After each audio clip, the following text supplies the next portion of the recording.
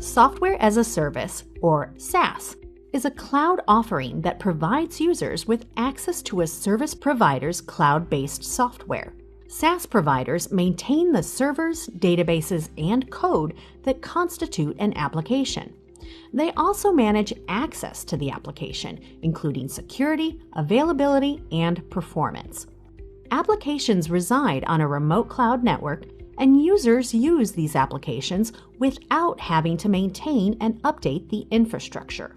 Core business processes supported by SaaS today include email and collaboration via offerings such as Microsoft's Office 365 and Google's Gmail, customer relationship management via services such as NetSuite CRM and Salesforce, human resource management via services from Workday and SAP SuccessFactors, financial management, billing collaboration, and many more.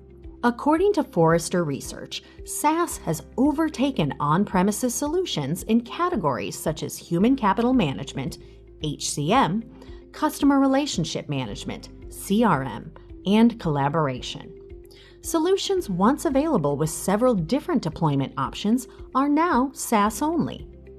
Let's look at key characteristics of software as a service. SaaS clouds have a multi-tenant architecture. Infrastructure and code are maintained centrally and accessed by all users. SaaS makes it easy for users to manage privileges, monitor data use, and ensure everyone sees the same information at the same time. Security, compliance, and maintenance are all part of the offering. Users can customize applications to fit their business processes with point-and-click ease. Users can customize the UI to work with their branding guidelines. They can modify data fields and enable or disable features within the business process. These customizations are preserved through upgrades. Users pay for the use of the service via a subscription model. The use of resources can be scaled easily depending on service needs. Key benefits of adopting SaaS: businesses can directly procure solutions without upfront capital and assistance from IT, greatly reducing the time from decision to value from months to days. SaaS greatly increases workforce productivity and efficiency. Users can access code business apps from wherever they are. They can also buy and deploy apps in minutes, reducing the typical obstacles enterprises have to test the products they might use. Using SaaS applications, individuals and small enterprises can spread out their software costs over time. Let's look at some use cases for SaaS. Organizations are moving to SaaS for their core business needs as part of their strategic transformation to reduce on-premises IT infrastructure and reduce capital expenditure. Organizations are leveraging SaaS to avoid the need for ongoing upgrades, maintenance, and patching done traditionally by internal IT resources. Applications run reliably with minimal input, for example, email servers and office collaboration and productivity tools. Organizations are increasingly opting for SaaS e-commerce platforms to manage their websites, marketing, sales, and operations. With SaaS, organizations are able to take advantage of the resilience and business continuity of the cloud provider.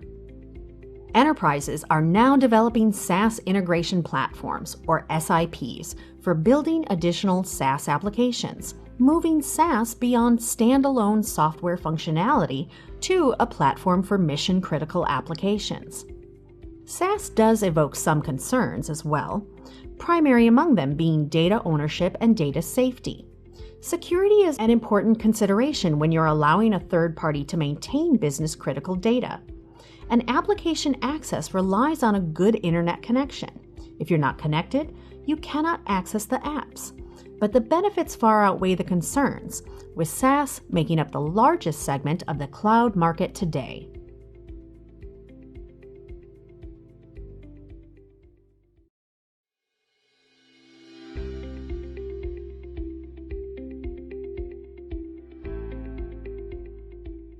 Every organization's transformation journey is unique, and therefore every organization's cloud adoption strategy is also unique to them.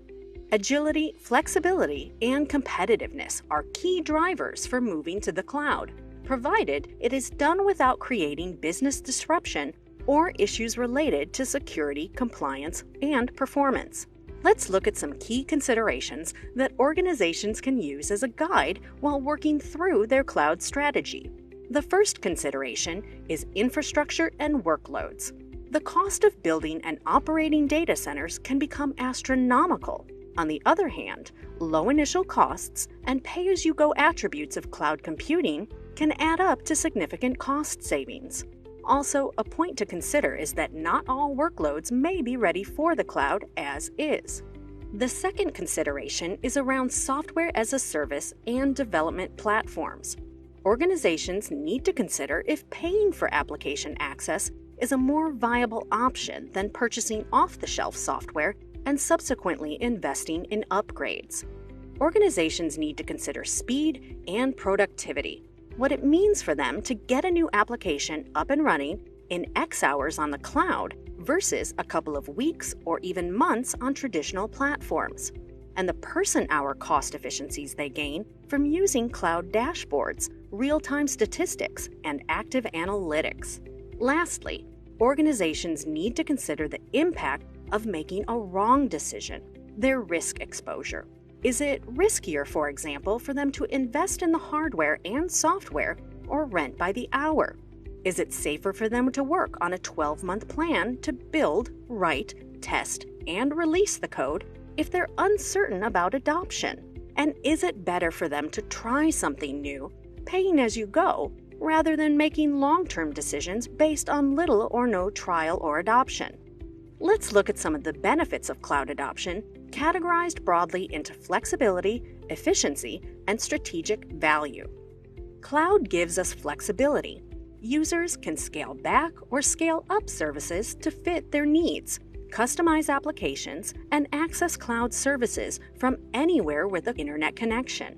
Cloud infrastructure scales on demand to support fluctuating workloads. Organizations can determine their level of control with as-a-service options. Users can select from a menu of pre-built tools and features to build a solution that fits their specific needs.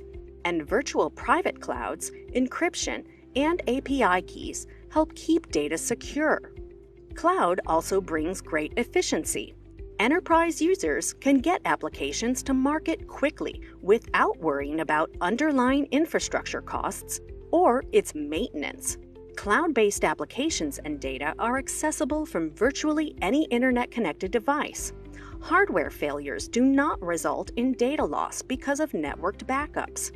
Cloud computing uses remote resources, saving organizations the cost of servers and other equipment and paying on-use basis.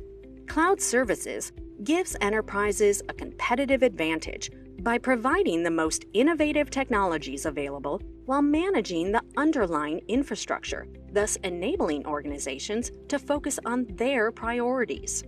While cloud brings great opportunity, it also introduces challenges for business leaders and IT departments. Some of these perceived risks include data security, associated with loss or unavailability of data, causing businesses disruption, governance and sovereignty issues, legal, regulatory, and compliance issues, lack of standardization in how the constantly evolving technologies integrate and interoperate, choosing the right deployment and service models to serve specific needs, partnering with the right cloud service providers, concerns related to business continuity and disaster recovery.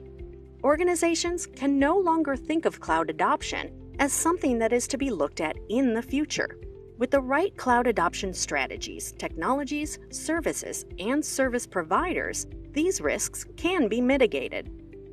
In the next training, we're going to look at some of the key cloud service providers of our times and the services they offer.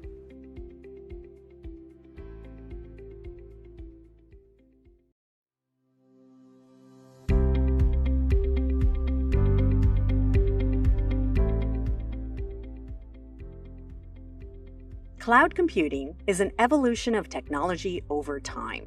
The concept of cloud computing dates to the 1950s when large-scale mainframes with high-volume processing power became available. In order to make efficient use of the computing power of mainframes, the practice of time-sharing or resource pooling evolved. Using dumb terminals, whose sole purpose was to facilitate access to the mainframes, multiple users were able to access the same data storage layer and CPU power from any terminal. In the 1970s, with the release of an operating system called Virtual Machine, or VM, it became possible for mainframes to have multiple virtual systems, or virtual machines, on a single physical node. The virtual machine operating system evolved the 1950s application of shared access of a mainframe by allowing multiple distinct compute environments to exist on the same physical hardware.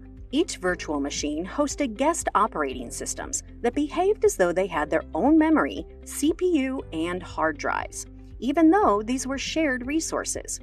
Virtualization thus became a technology driver and a huge catalyst for some of the biggest evolutions in communications and computing. Even 20 years ago, physical hardware was quite expensive. With the internet becoming more accessible and the need to make hardware costs more viable, servers were virtualized into sharing hosting environments, virtual private servers, and virtual dedicated servers, using the same types of functionality provided by the virtual machine operating system.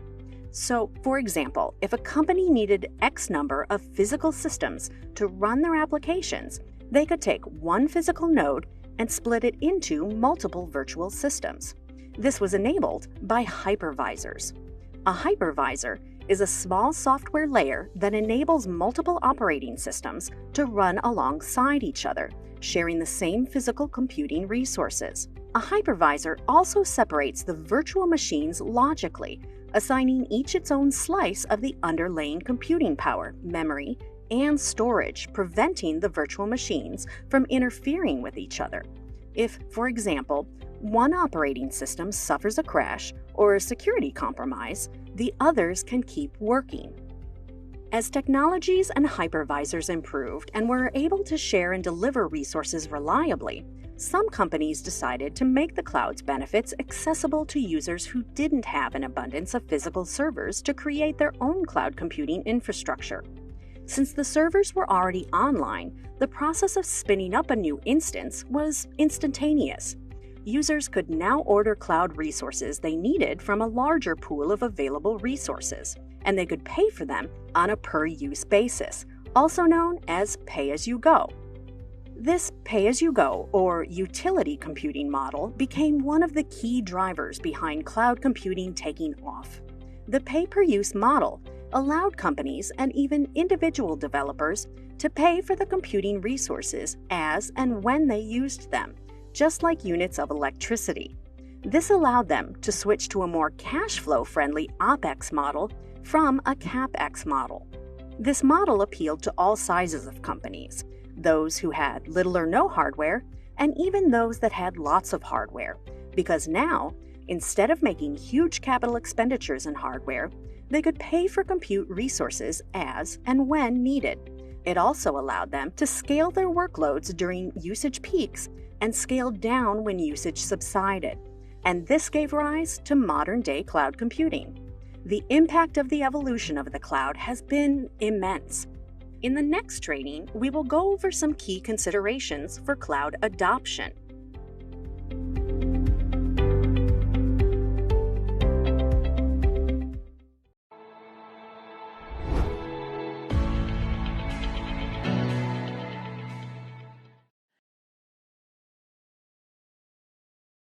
A bare metal server is a single-tenant, dedicated physical server. In other words, it's dedicated to a single customer. The cloud provider actually takes the physical server and plugs it into a rack in a data center for customers. The cloud provider manages the server up to the operating system, or OS, which means if anything goes wrong with the hardware or rack connection, they will fix or replace it and then reboot the server. The customer is responsible for administering and managing everything else on the server. Bare metal servers are either pre-configured by the cloud provider to meet workload packages, or they can be custom configured as per customer specifications. This includes the processors, RAM, hard drives, specialized components, and the OS. Customers can also install their own OS and can install certain hypervisors that aren't available from the cloud provider, and thus create their own virtual machines and farms. With bare metal servers, you can also add GPUs, which are designed for accelerating scientific computation, data analytics, and rendering professional-grade virtualized graphics. Because bare metal servers are physical machines, they take longer to provision than virtual servers. Pre-configured builds of bare metal can take 20 to 40 minutes to provision, and custom builds can take around 3 or 4 hours. But these provisioning times can vary by cloud provider. As bare metal servers are dedicated for use by a single client at any given time, they tend to be more expensive than similarly sized virtual machines. Also note that unlike virtual servers, not all cloud providers provide bare metal servers. Since bare metal servers are fully customizable, they can do what a customer wants in the most demanding environments. Bare metal servers are dedicated and intended for long-term, high-performance use in highly secure and isolated environments. Clients have full access and control of bare metal servers because there's no hypervisor required.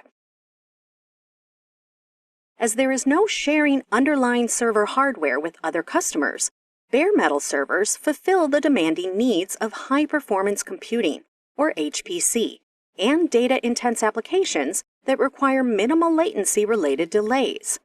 These servers also excel in big data analytics applications and GPU-intensive solutions.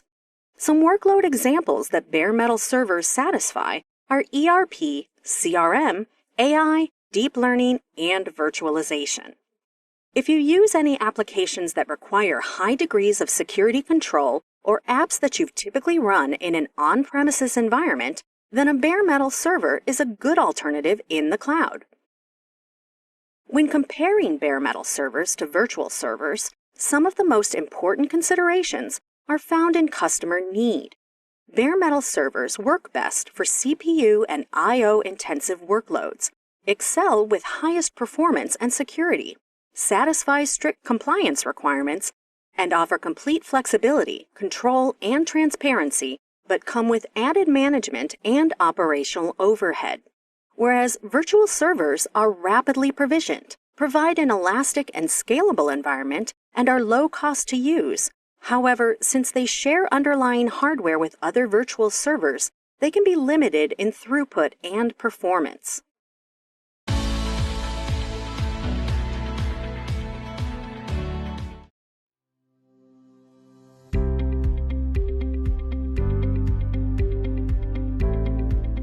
As cloud environments gain greater adoption and digital data invites rapidly increasing cybersecurity threats, building secure networks on the cloud is crucial.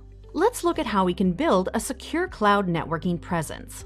As one might expect, the notion of building a cloud network is not much different from deploying a network in an on-premises data center. The main difference stems from the fact that in the cloud, we use logical instances of networking elements as opposed to physical devices. For example, network interface controllers, or NICs, would be represented by vNICs in cloud environments. In the cloud, networking functions are delivered as a service rather than in the form of rack-mounted devices. To create a network in the cloud, one starts by defining the size of the network or the IP address range that establishes the boundaries or the cloud network. Cloud networks are deployed in networking spaces that are logically separated segments of the networks using options, including virtual private cloud, or VPC, that in turn can be divided into smaller segments called subnets. Logically segmented cloud networks are private carve-out of the cloud that offer customers the security of private clouds and the scalability of public clouds. Cloud resources, such as VMs or virtual server instances, VSIs, storage, network connectivity, and load balancers are deployed into subnets. Using subnets allows users to deploy enterprise applications using the same multi-tier concepts used in on-premises environments. Subnets are also the main area where security is implemented in the cloud. Every subnet is protected by access control lists, or ACLs, that serve as a subnet-level firewall. Within the subnet, one could create security groups that provide security at the instance level, such as VSIs. Once you build a subnet, then it is time to add some VSIs and storage to it so that you could run your applications. Let's say you have a 3-tier application that requires web access VSIs, application tier VSIs, and back-end database VSIs. In this case, we would place the web-facing VSIs into one security group, the application VSIs in a second security group, while the database VSIs in a third security group. It goes without saying that the web-facing VSIs need internet access. A public gateway instance is added to the network to enable users access to the application in the internet tier. While public gateways are great for internet access to the cloud, enterprises are interested in extending their own on-premises resources to the cloud by securely connecting them using virtual private networks, or VPNs. When building many subnets and deploying several workloads, it becomes necessary to ensure that applications continue to be responsive. That is achieved with load balancers that ensure availability of bandwidth for the different applications.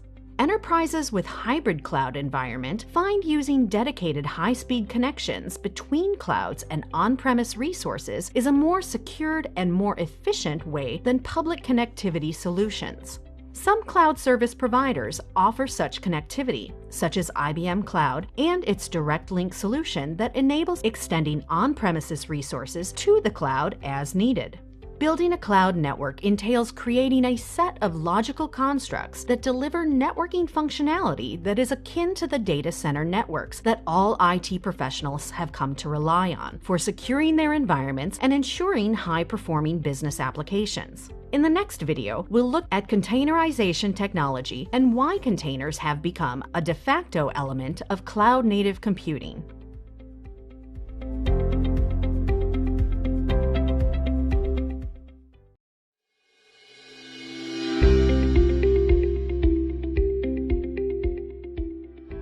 Microservices architecture is an approach in which a single application is composed of many loosely coupled and independently deployable smaller components or services.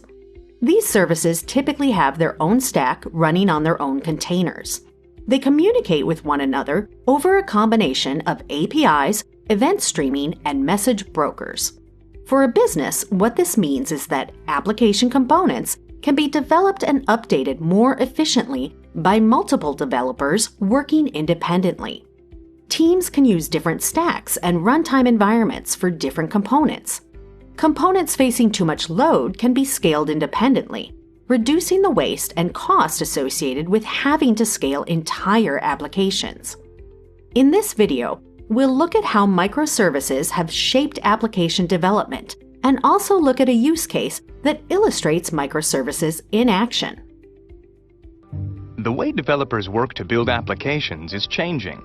In the past, software was built as large monolithic applications, where a team of developers would take months to construct a large application built on a common code base. These developers would write every part of the application from start to finish. Now, after decades of software development, there are vast amounts of code already out there that developers can use as the base of an application, meaning they no longer have to create every line of code from scratch. Cloud development platforms provide developers with an ecosystem of code that can be easily and securely integrated into applications. Now, instead of building one huge application on one team, developers break into small, independent teams where they write smaller amounts of code called microservices. Microservices break down large applications into their core functions. For example, search, recommendations, customer ratings, or product catalogs. Each is developed independently of one another, yet work together on the cloud development platform to create a functioning application. A container is the distribution method for each microservice, meaning it delivers the code where it needs to go. Containers are plug and play. So if one microservice isn't working for an application, developers can take it out and put in a different one without disrupting how the rest of the app functions. Check out microservices in action with Ron. Ron is a soccer fan who uses an online streaming media service called Dream Game. Last night, he missed watching his team play their crucial semi-final match. Luckily, he can watch the match tonight on Dream Game. When he logs in, he sees the most popular content among all Dream Game users. After some searching, he finds the match he's looking for. What he would really like is to find his game with one click. Luckily, the Dream Game development team is using microservices to develop a better user experience for viewers like Ron. The first microservice is a content catalog, housing the millions of games that Dream Game offers. The small team of developers organizes each piece of content with metadata that describes them. This metadata feeds into a second microservice, the search function, which ensures that Ron's search results are captured and compared to the Dream Game catalog. The third microservice, recommendations, captures data about the most popular content among all Dream Game users. This is what generates the homepage that Ron saw when he first logged in. These three microservices are all in their separate containers, ready to join the application. But before they can work together, they have to find one another. They do this by using something called service discovery, which creates a roadmap for these and many other microservices to communicate. When microservices find each other, they communicate using an application programming interface, or an API. So when Ron searches for his favorite soccer team, the search microservice is communicating to the content catalog, in an API, about what Ron is looking for. Now back to the goal at hand, to get Ron to his soccer game with just one click. The development team working on the recommendations microservice is updating the code, adding an analytics algorithm. Using analytics, the recommendations microservice will compare Ron's viewing history and preferences to popular content among other users, including soccer fans and viewers in Ron's geographical region and demographic. Since the developers didn't need to create the code from scratch, they are able to deploy this new functionality in a matter of days. These updates happen behind the scenes as the rest of the microservice containers function normally. The next time Ron checks Dream Game, instead of just seeing the most popular or newest content, he sees a personalized playlist that will continue to refine itself as the system learns more about his viewing habits and preferences. The result? Ron finds his favorite team's latest game right away. The microservice approach lets developers quickly innovate applications in parallel and lets users like Ron focus on the things that really interest them. And when those interests are changing and growing faster every day, microservices help businesses keep up and grow with their customers. In the next video, we will talk about serverless computing, its features, benefits, and some use cases.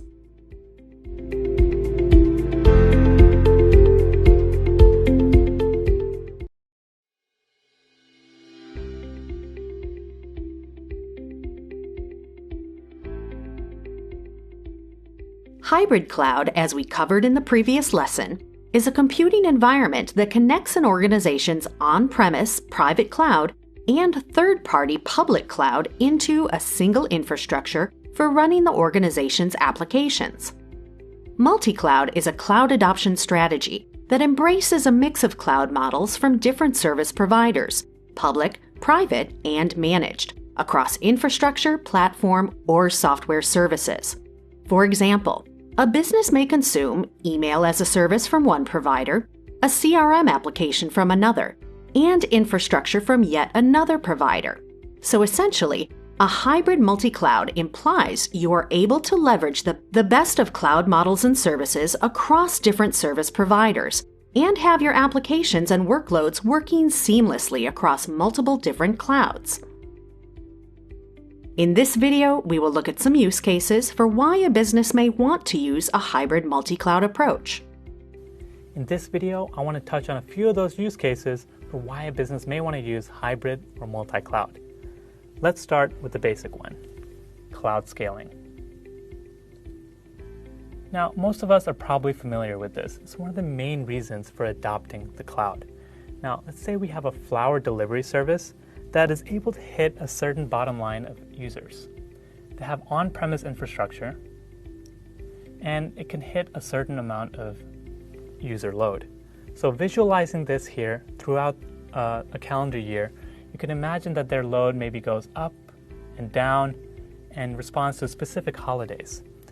Now, to hit those peaks, they could scale up their on-premise architecture, but that's met with upfront costs and costs of upkeep. Now, what they'll instead do is take advantage of cloud.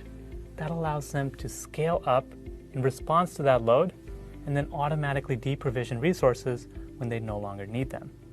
Now, this concept is kind of general to cloud computing, not just hybrid or multi-cloud. But that brings me to my next topic. And here we're going to be talking about how it can be used to build a composite cloud. So essentially, this is going to be applications that are spread across multiple cloud environments. So back to the Flower Delivery Service, let's say they have on-premise architecture that allows them to run 3 major components of their app. So let's say they have the web UI, they have some billing APIs, as well as a rewards framework.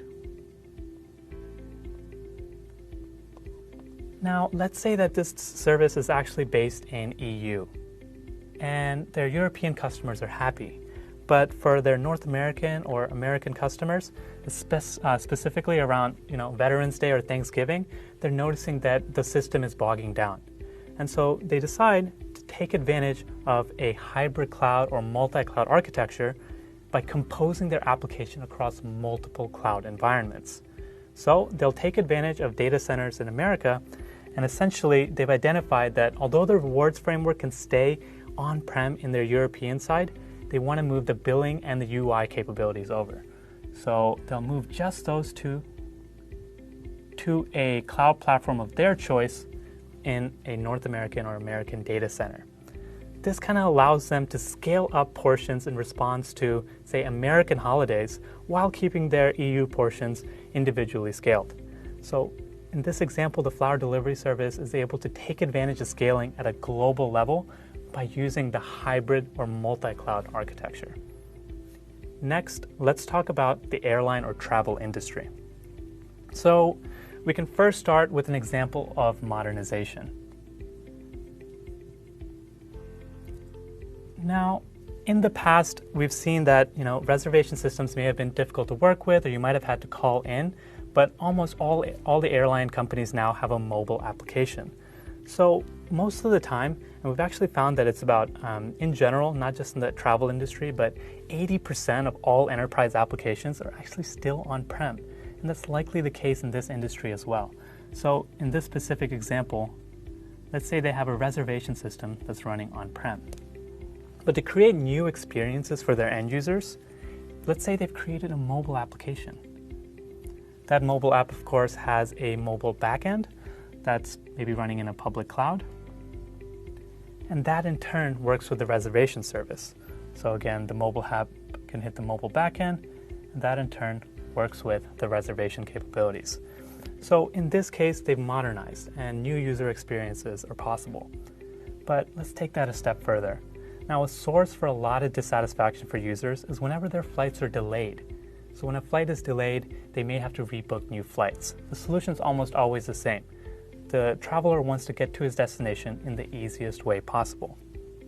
So what airline industries have been doing is taking advantage of the cloud to create maybe a recommendation feature.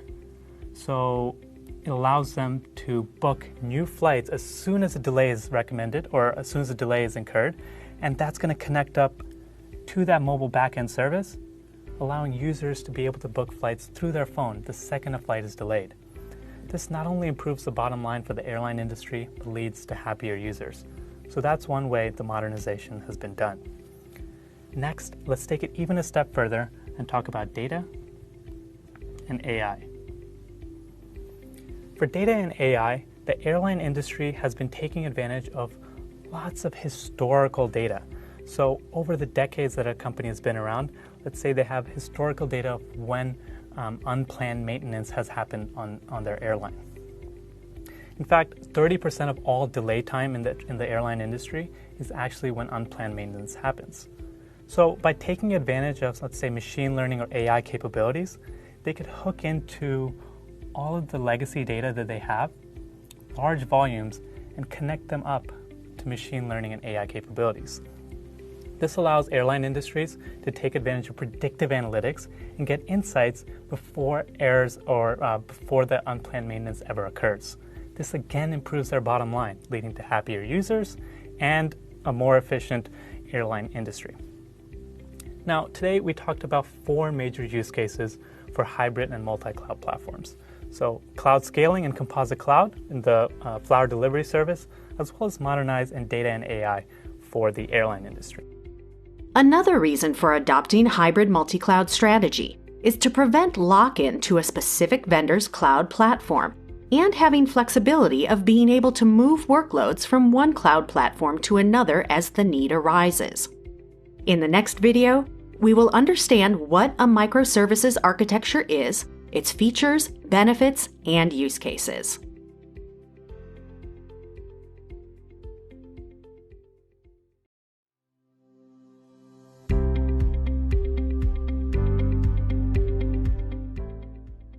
Given the concerns around data security and privacy, especially in public cloud environments, encryption plays a key role and is often referred to as the last line of defense in a layered security model.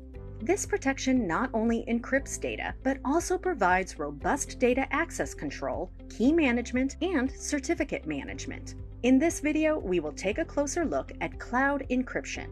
Encryption is defined as scrambling data in a way that makes it illegible. There are 2 parts to an encryption system: the encryption algorithm and the decryption key. The encryption algorithm defines the rules by which data will be transformed so that it becomes illegible, and the decryption key defines how the encrypted data will be transformed back to legible data. Encryption ensures that only authorized users have access to sensitive data, and when accessed or intercepted without authorization, data is unreadable and meaningless. Cloud providers offer various cloud encryption services. This could be limited encryption of data that is identified as sensitive, or end-to-end encryption of all data uploaded to the cloud. Data is encrypted upon receipt, and encryption keys are passed to the customers to decrypt data when needed. Keys need to be managed securely. If you lose your keys, you will not be able to read your data.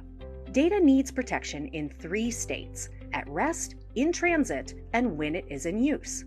Encryption at rest protects data while it is physically stored in a database or the storage layer. Depending on the application and business requirements, there could be multiple options for encrypting data at rest, such as encryption for block and file storage, built-in encryption in object storage, and database encryption services.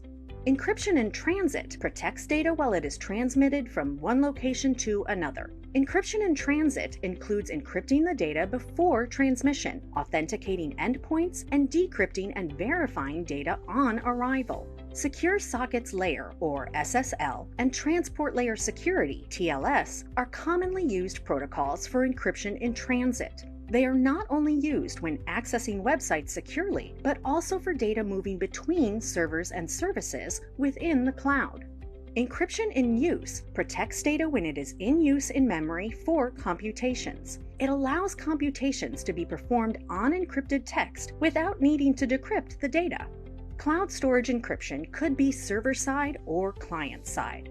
Server-side encryption occurs after cloud storage receives your data, but before the data is written to disk and stored. For server-side encryption, you can either create and manage your own encryption keys, known as customer-supplied encryption keys, or you can generate and manage your encryption keys using key management services offered by the cloud storage provider, known as customer-managed encryption keys. Client-side encryption occurs before data is sent to cloud storage. This way, users can utilize encryption keys and algorithms that are not visible to the cloud provider, making it virtually impossible for cloud providers to decrypt hosted data.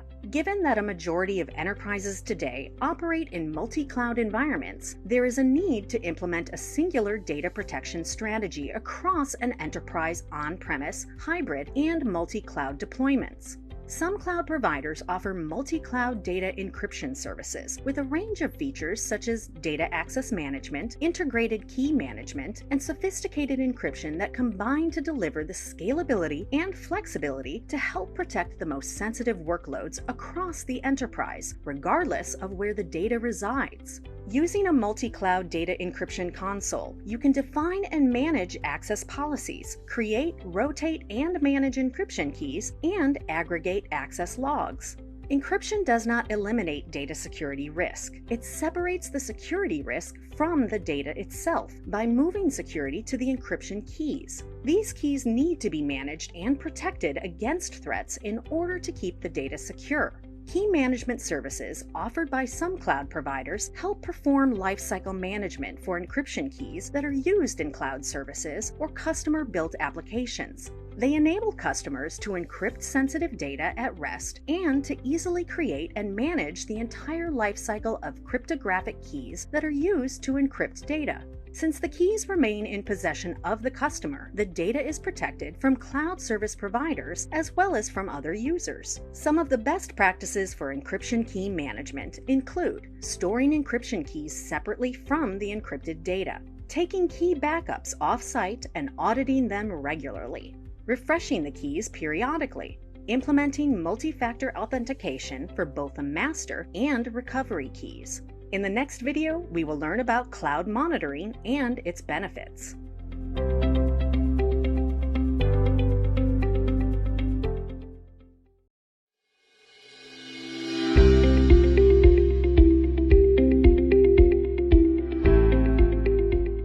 Serverless is an approach to computing that offloads responsibility for common infrastructure management tasks, such as scaling, scheduling, patching, and provisioning application stacks to cloud providers, allowing developers to focus their time and effort on the code and business logic specific to their applications or process.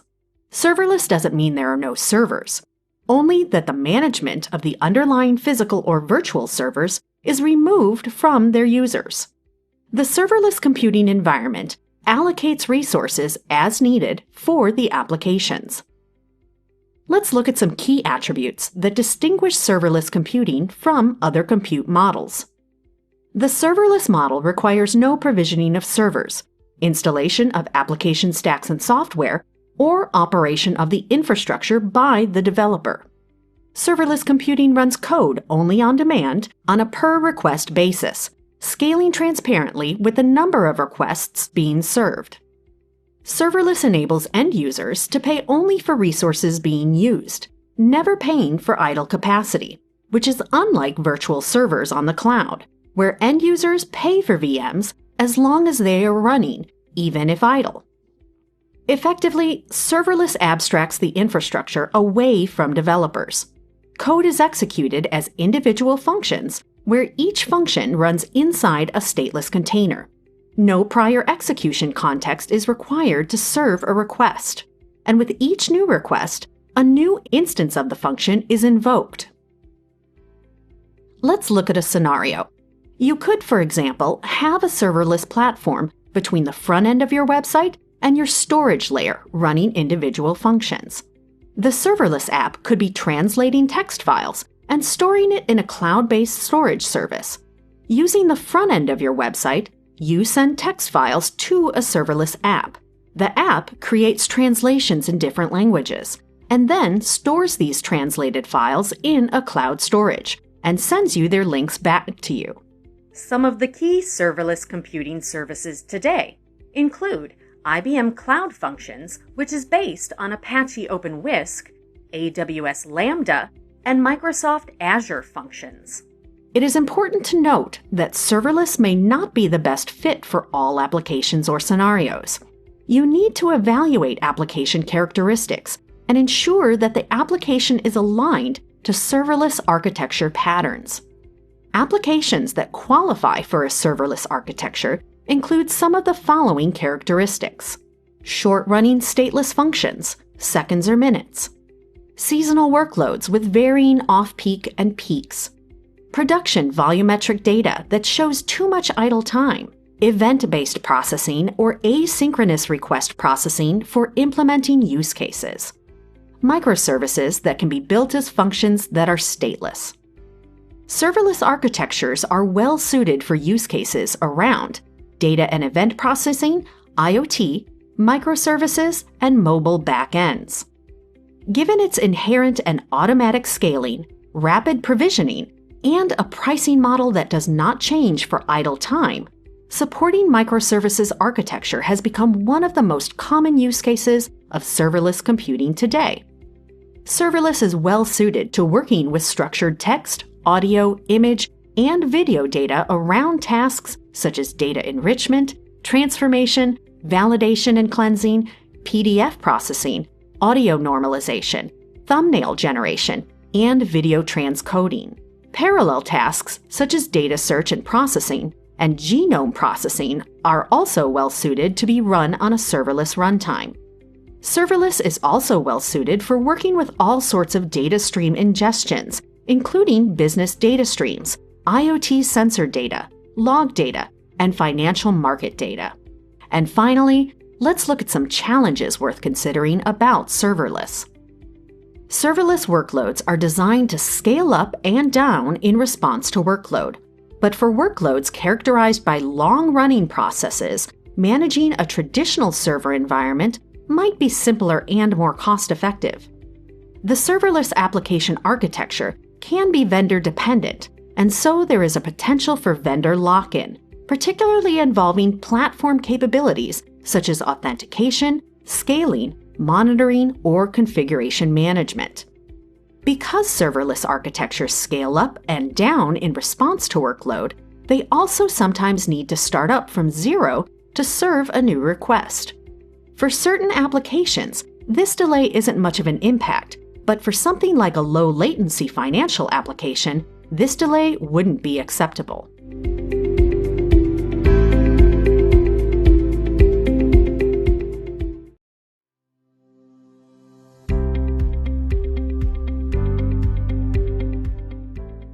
After choosing the cloud service model and the cloud type offered by vendors, customers need to plan the infrastructure architecture. The infrastructure layer is the foundation of the cloud. This layer consists of physical resources that are housed by regions, zones, and data centers. A cloud provider's IT environment is typically distributed across regions around the world. A cloud region is a geographic area or location where a cloud provider's infrastructure is clustered and may have names like NA South or US East. The cloud regions are isolated from each other so that if one region was impacted by a natural disaster, like an earthquake, the cloud operations in other regions would keep running. Each cloud region can have multiple zones, or availability zones, or AZ for short, which are typically distinct data centers with their own power, cooling, and networking resources. These zones can have names like DAL09 or US East 1. The isolation of zones improves the cloud's overall fault tolerance, decreases latency, and avoids creating a single shared point of failure. The availability zones and data centers within them are connected to other AZs and regions, private data centers, and the internet using very high bandwidth network connectivity. A cloud data center is a huge room or warehouse containing cloud infrastructure. These data centers contain pods and racks or standardized containers of computing resources, such as servers, as well as storage and networking equipment, virtually everything that a physical IT environment has. Computing resources. Cloud providers offer several compute options: virtual servers, bare metal servers, and serverless computing resources. Most of the servers in a cloud data center run hypervisors to create virtual servers or virtual machines, also called VMs for short, that are software-based computers based on virtualization technologies. Other servers in the racks are bare metal servers that are physical servers that aren't virtualized. Customers can provision VMs and bare metal servers as and when they need them and run their workloads on them. Cloud users can also run their workloads on serverless computing resources, which are an abstraction layer on top of virtual machines. We will talk about all three compute options in greater detail in subsequent videos. Storage.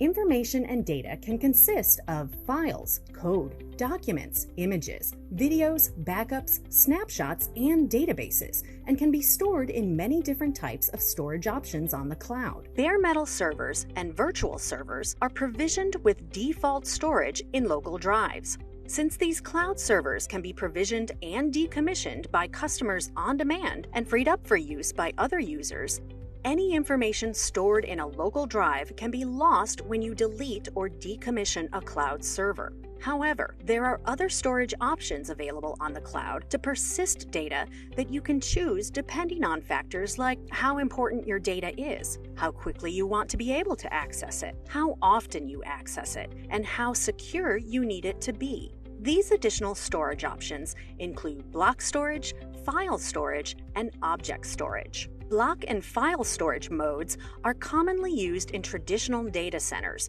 but often struggle with scale, performance, and distributed characteristics of cloud. Object storage is the most common mode of storage in the cloud, as it's both highly distributed and resilient. We will examine object storage and the other storage options in more detail in later videos. Networking. Networking infrastructure in a cloud data center includes traditional networking hardware like routers and switches, but more importantly, for users in the cloud providers have software-defined networking, or SDN, options where certain networking resources are virtualized or made available programmatically through APIs. This allows for easier networking provisioning, configuration, and management on the cloud. When servers in the cloud are provisioned, you need to set up their public and private network interfaces. The public network interfaces, as the name suggests, connect the servers to the public internet, where the private ones provide connectivity to your other cloud resources and help keep them secure. As in the physical IT world, network interfaces in the cloud need to have IP addresses and subnets either assigned automatically or configured. In a cloud environment, it is even more important to configure which network traffic and users can access your resources, which can be done by setting up security groups and access control lists, or ACLs. For further security and isolation of your resources in the cloud, most cloud providers provide virtual local area networks, or VLANs, virtual private clouds, VPCs, and virtual private networks, VPNs. Some of the traditional hardware appliances, such as firewalls, load balancers, gateways, and traffic analyzers, can also be virtualized and made available as services in the cloud. Another networking capability provided by the cloud providers is Content Delivery Networks, or CDNs, that distribute content to multiple points throughout the world so users accessing the content can access it more quickly by getting it from a point nearest to them. We will learn more about some of these cloud networking options and terminology in subsequent videos. Cloud infrastructure is constantly advancing and improving. In the next video, we will explain virtualization and virtual machines.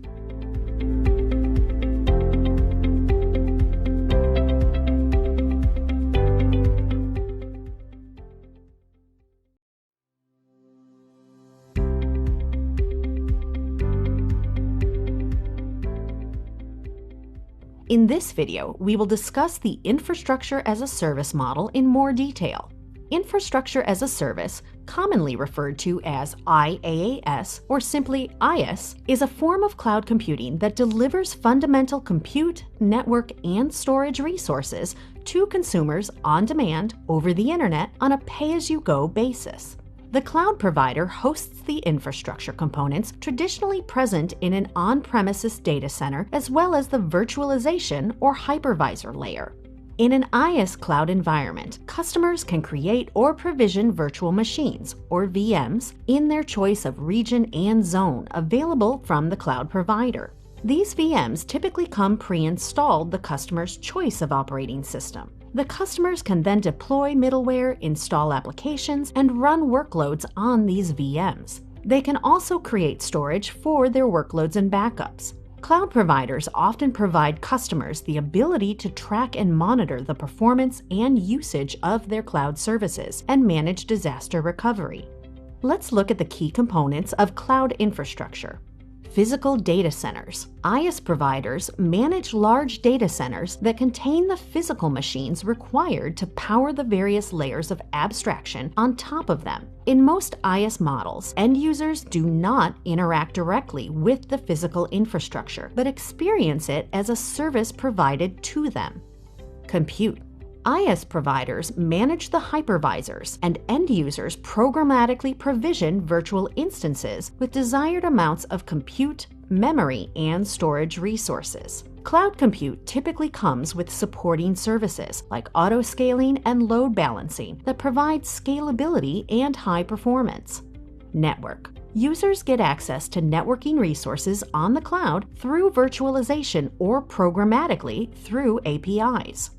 Storage. There are 3 types of cloud data storage: object, file, and block storage. Object storage is the most common mode of storage in the cloud, given that it is highly distributed and resilient. IaaS supports a wide array of use cases. We'll look at some typical use cases here.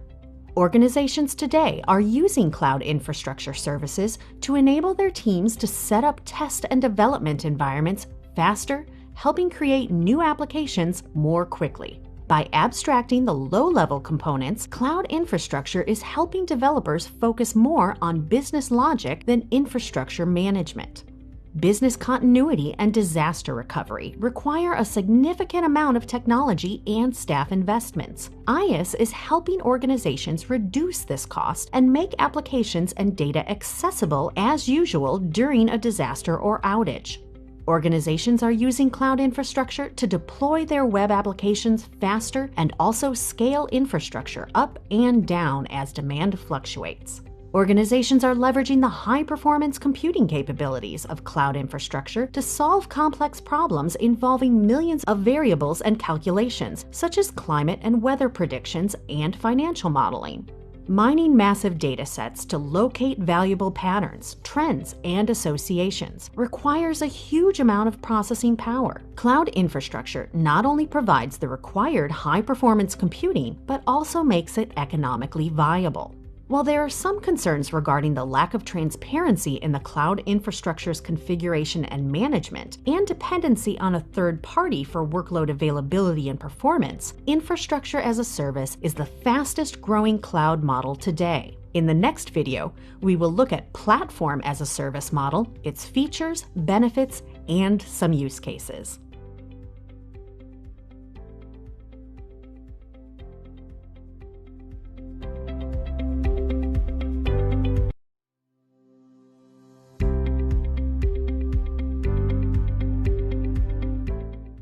Cloud-based deployments can be complex. Monitoring performance across an entire stack of applications and services can be time-consuming and draining on internal resources. This is where cloud monitoring solutions come in. Cloud monitoring solutions assess data, application, and infrastructure behaviors for performance, resource allocation, network availability, compliance, and security risks and threats. Cloud monitoring is not just about automated tools. It includes the strategies, practices, and processes that need to be in place for analyzing, tracking, and managing cloud-based services and applications. It also serves to provide actionable insights that can help improve availability and user experience. Cloud monitoring helps to accelerate the diagnosis and resolution of performance incidences, control the cost of your monitoring infrastructure, mitigate the impact of abnormal situations with proactive notifications, get critical Kubernetes and container insights for dynamic microservice monitoring, troubleshoot your application and infrastructure. Cloud monitoring solutions are designed to give organizations visibility and control over their entire cloud-based infrastructure. They provide data in real time with round-the-clock monitoring of virtual machines, services, databases, and applications. Multi-layer visibility into application, user, and file access behavior across all cloud-based applications and services.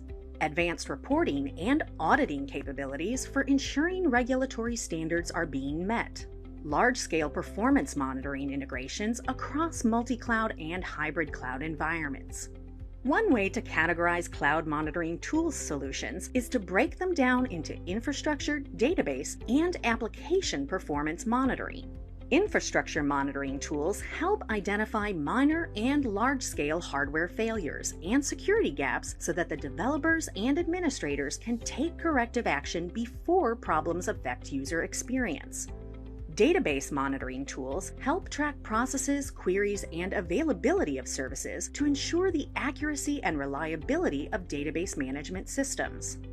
Application Performance Monitoring, or APM, measures application availability and performance, providing tools needed to troubleshoot issues in an application's environment.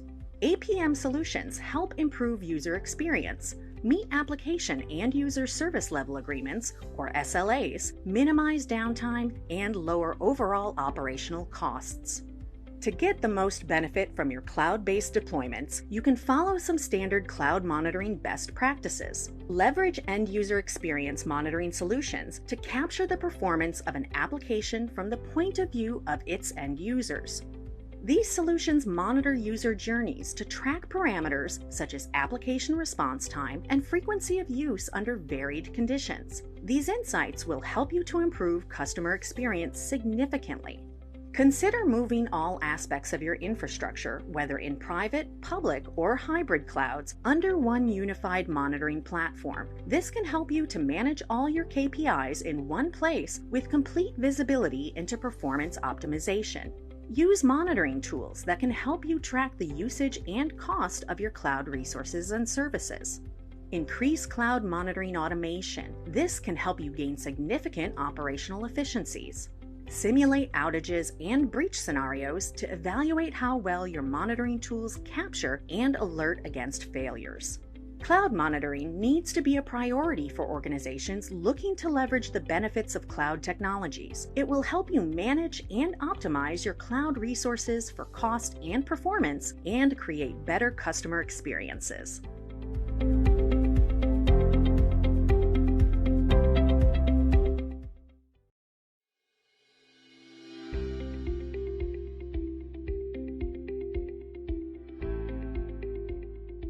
Virtual machines, or VMs, are also known as virtual servers, or virtual instances, or simply instances, depending on the cloud provider. The various cloud providers make VMs available in a variety of configurations and deployment options to serve different use cases. When you create a virtual server in the cloud, you specify the region and zone, or data center, you want the server to be provisioned in, and the operating system you want on it. You can choose between shared, that is, a multi-tenant VMs, or dedicated, that is, a single-tenant VMs. You can also choose between hourly or monthly billing and select storage and networking options for the virtual server. Now let's look at a few different types of VMs that can be provisioned in the cloud. Shared or public cloud VMs are provider-managed multi-tenant deployments that can be provisioned on demand with predefined sizes. Being multi-tenant means that the underlying physical server is virtualized and is shared across other tenants or users. To satisfy different workloads, cloud providers offer predefined sizes and configurations ranging from a single virtual core and a small amount of RAM to multiple virtual cores and much larger amounts of RAM. For example, there can be configurations for compute-intensive workloads, memory-intensive workloads, or high-performance I/O. Rather than pick from only predefined sizes, some providers also offer custom configurations that allow users to define the number of cores and RAM and local storage characteristics. Public VMs are usually priced by the hour, or in some cases, even seconds, and configurations start as low as pennies per hour. Some providers also let you get monthly VMs, which can result in some cost savings if you know you will run the VM for at least a month. But if you decide to decommission the VM in the middle of the month, you will still be charged for the full month. Transient or spot VMs take advantage of unused capacity in a cloud data center. Cloud providers make this unused capacity available to users at a much lower cost than regular VMs of similar sizes. Although the transient VMs are available at a huge discount, the cloud provider can choose to deprovision them at any time and reclaim the resources for provisioning regular, higher-priced VMs. Because you run the risk of losing these VMs when capacity in the data center decreases, these VMs are great for non-production workloads such as testing and developing applications. They are also useful for running stateless workloads, testing scalability, or running big data and high-performance computing workloads at a low cost. Reserved virtual server instances allow you to reserve capacity and guarantee resources for future deployments. You reserve desired amount of virtual server capacity, provision instances from that capacity when you need them, and choose a term, such as 1 year or 3 years, for your reserved capacity. You're guaranteed this capacity within the data center of your choice for the life of the contract term. By committing to a longer term, you can also lower your costs compared to hourly or monthly instances. This can be useful when you know you require at least a certain level of cloud capacity for a specific duration. If you exceed your reserved capacity, you can always choose to supplement your unplanned usage and capacity requirements with hourly or monthly VMs. Note, however, that not all predefined VM families or configurations may be available as reserved. Dedicated hosts offer single-tenant isolation. This means that only your VMs run on a given host, so they can make exclusive use of full capacity and resources of the underlying hardware. When provisioning a dedicated host, you need to specify the data center and pod in which you want your host placed. You then assign instances or virtual machines to a specific host. This allows for maximum control over workload placement. Dedicated hosts are typically used for meeting compliance and regulatory requirements or meet specific licensing terms. Virtualization and VMs are at the center of cloud computing and provide many benefits. In the next video, we will discuss bare metal servers, what they are, and what they provide.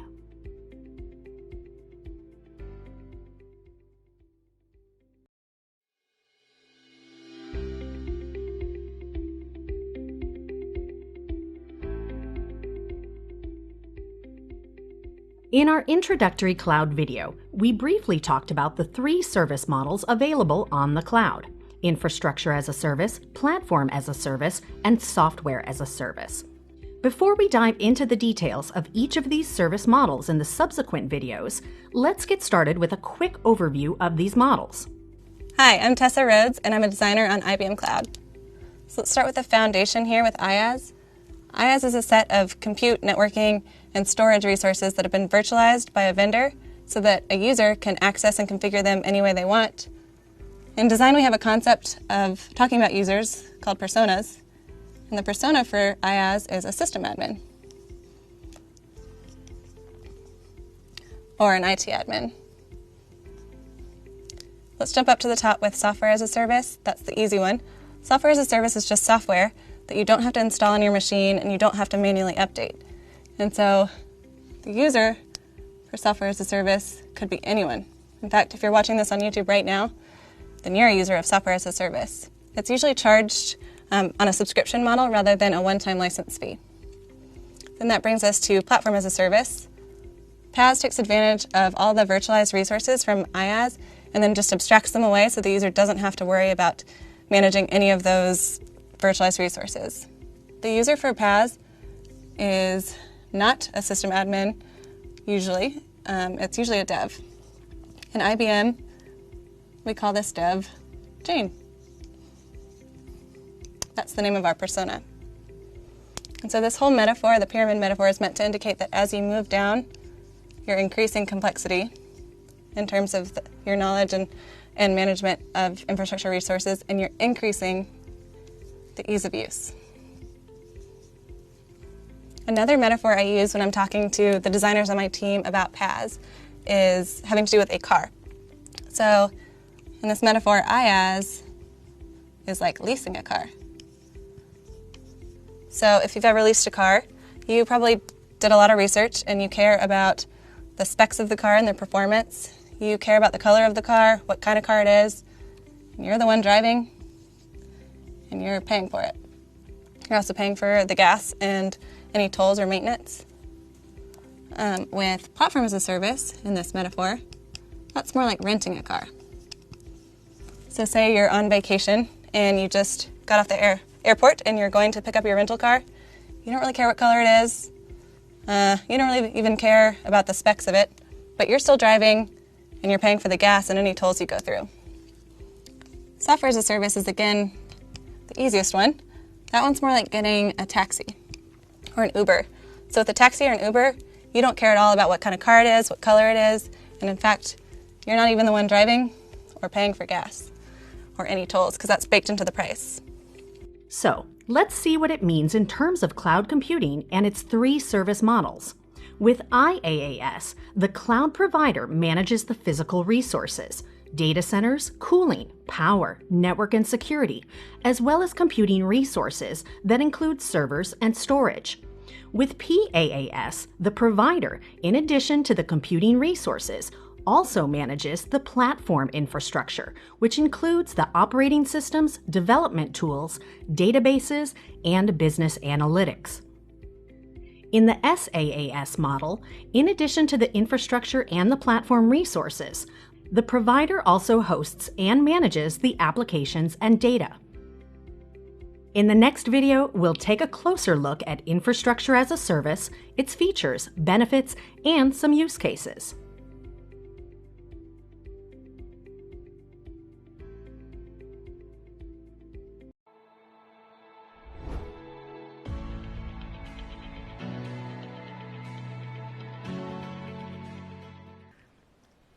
According to the 2019 Cloud Security Report by Cybersecurity Insiders, the top cloud security concern of cybersecurity professionals is data loss and leakage. Unauthorized access through misuse of employee credentials and improper access controls is the single biggest perceived vulnerability to cloud security, followed by insecure interfaces and APIs. In this video, we will look at how identity and access management, also known as access control, works as the first line of defense, allowing you to authenticate and authorize users and provide user-specific access to cloud resources, services, and applications. A comprehensive security strategy needs to encompass the security needs of a wide audience, including organizational users, internet and social-based users, third-party business partner organizations, and vendors. There are 3 main types of users: administrative users, developer users, and application users.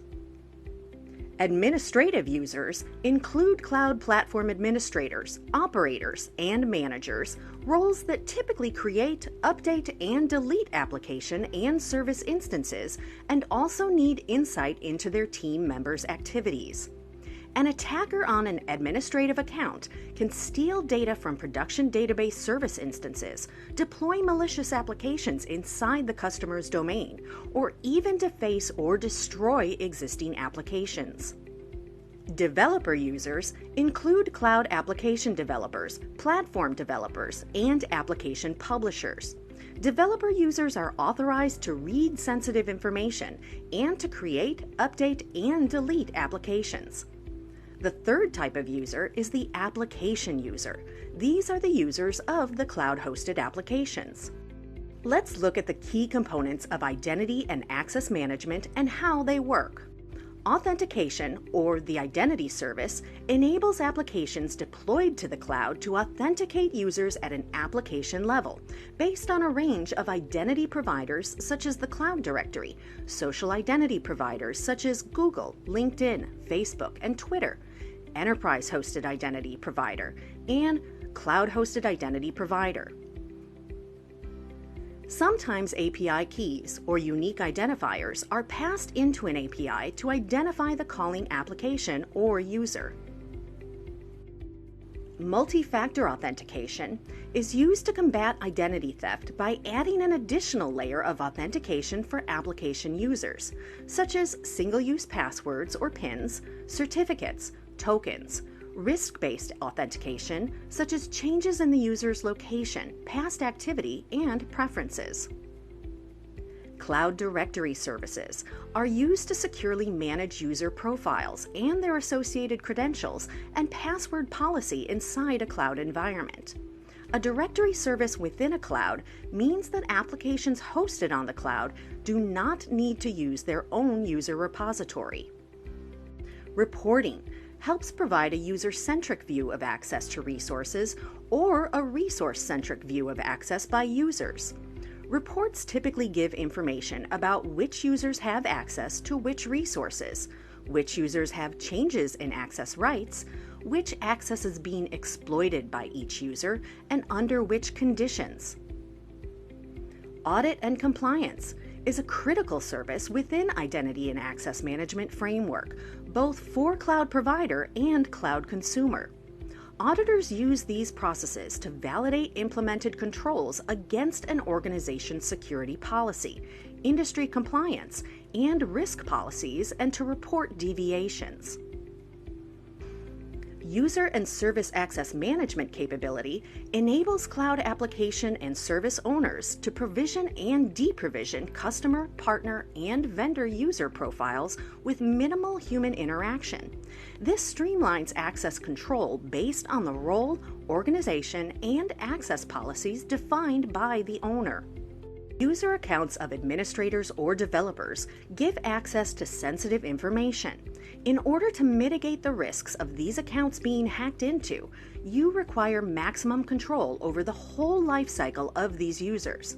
Some of the controls that can help secure these sensitive accounts include provisioning users by specifying roles on resources for each user, password policies that control the usage of special characters, minimum password lengths, and other similar settings, multi-factor authentication like time-based one-time passwords, and immediate deprovisioning of access when users leave or change roles. Cloud providers offer identity access and management services, typically including the ability to create access groups, add users to access groups, and manage access for existing users. An access group is a group of users and service IDs created so that the same access can be assigned to all entities within the group with one or more access policies. Access policies define how users, service IDs, and access groups in the account are given permission to access account resources. Policies include a subject, which can be users, service IDs, or access groups, a target, which is the resource or provision service offering to which you want to provide access, and role, which defines the actions allowed on the target of the policy, that is, the resource to which the access is being granted. Access groups provide a more streamlined access assignment process as compared to assigning individual access to each user and help reduce the number of policies in an account. In this video, we learned how identity and access management work as the first line of defense to secure the cloud. In the next video, we will learn about cloud encryption.